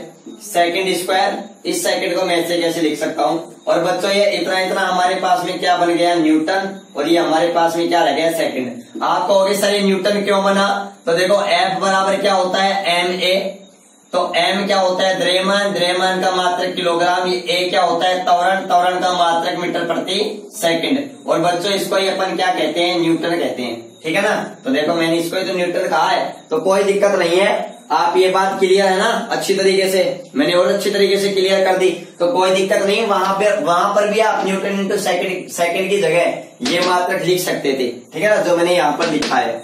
अब देखो उसके बाद में मैं नेक्स्ट बात करता हूं। सॉरी, अगर स्क्रीनशॉट लेना चाहो तो ले सकते हो, फिर आप देख भी सकते हो पहले, ठीक है ना। ये बात थोड़ा ध्यान रखना, कोई दिक्कत नहीं है, छोटी छोटी चीजें हमें अच्छी तरीके से आनी चाहिए। अब मैं देखो आगे बात कर रहा हूं, किसकी बात कर रहा हूं? एग्जाम्पल नंबर 10 की। एग्जाम्पल नंबर 10 में हमें क्या दिया गया है? देखो क्या दिया गया है, किसी परमाणु के एक उत्तेजित ऊर्जा स्तर में एक्साइटेड एनर्जी लेवल के अंदर आयुकाल कितना होता है? बच्चों ये मैंने आपको बता दिया था। हमें क्या दिया गया है? हमें दिया गया है डेल्टा टी, कितने टाइम तक वो रुकता है? 1 × 10⁻⁸ सेकेंड, ठीक है ना, ये हमें दिया गया है। आगे क्या पूछ रहा है कि उत्तेजित अवस्था से संक्रमण में उत्सर्जित फोटोन की आवृत्ति में न्यूनतम अनिश्चितता ज्ञात करा रहा है। मतलब आपसे डेल्टा न्यू में क्या पूछ रहा, मतलब आवर्ती में न्यूनतम अनिश्चितता पूछ रहा है, जो मैंने क्या मान ली? डेल्टा न्यू मान ली।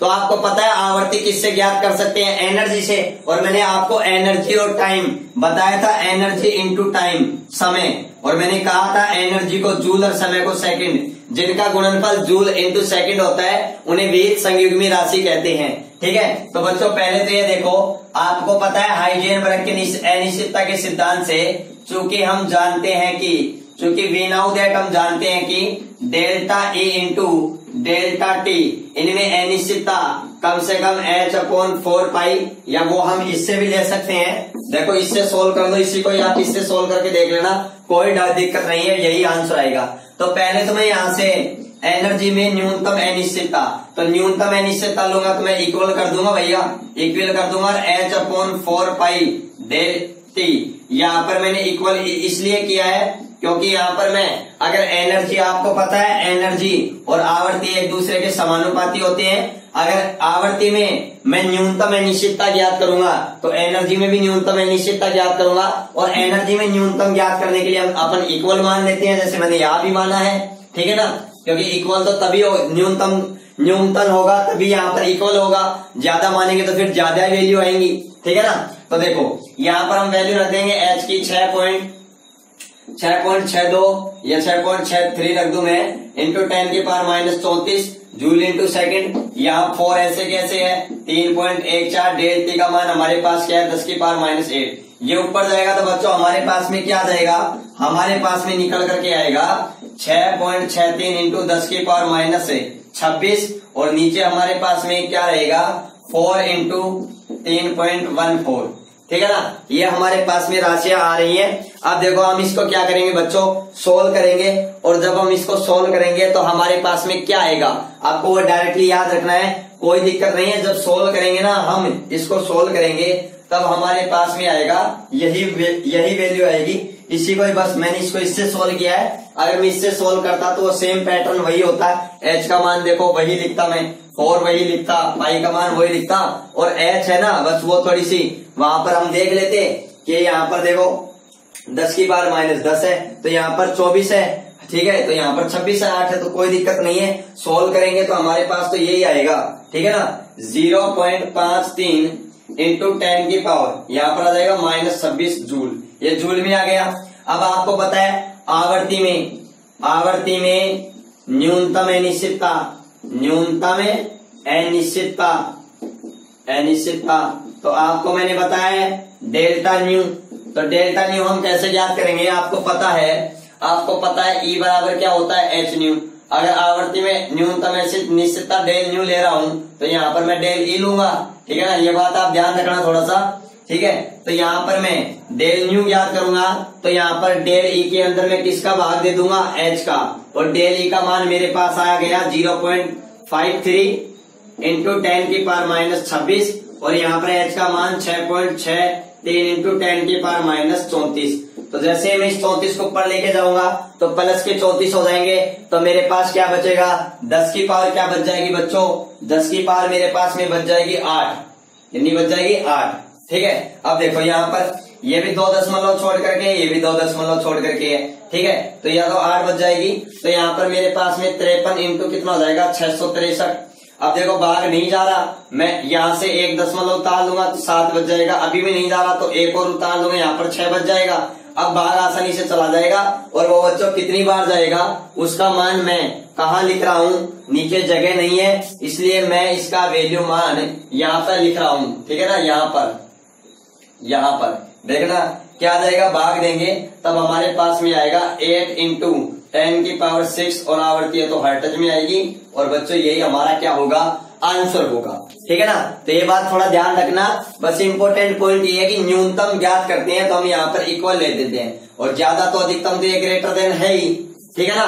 तो ये थोड़ा सा याद रखना, थोड़ा सा समझना इसको। तो बच्चों अगर ये वीडियो पसंद आया है तो लाइक करें, शेयर करें, कमेंट करें और अपने सुझाव दें, आपको कौन से टॉपिक के, कौन से चैप्टर के आपको वीडियो वगैरह चाहिए, ठीक है ना। और जैसे भी जो भी आपको, अगर आपको पीडीएफ फाइल अभी तक नहीं मिली है तो मैं इस पीडीएफ फाइल का लिंक भी मैं इसी वीडियो के अंदर डिस्क्रिप्शन में दे दूंगा, वहां से आप प्राप्त कर सकते हैं। और बच्चों अगर वीडियो पसंद आ रहा है तो ज्यादा से ज्यादा अपने मित्रों के पास में शेयर कीजिए, इससे आगे वाले जो वीडियो लेक्चर आएगा उसके अंदर हम हमारे बुक के पीछे के क्वेश्चन सोल्व करेंगे, और साथ में हम जल्दी बस क्वेश्चन हम करते चलेंगे और हम चैप्टर पर बढ़ते हैं, और अगला चैप्टर हम परमाणु की भी शुरुआत करते हैं जल्दी ही, ठीक है बच्चों। धन्यवाद।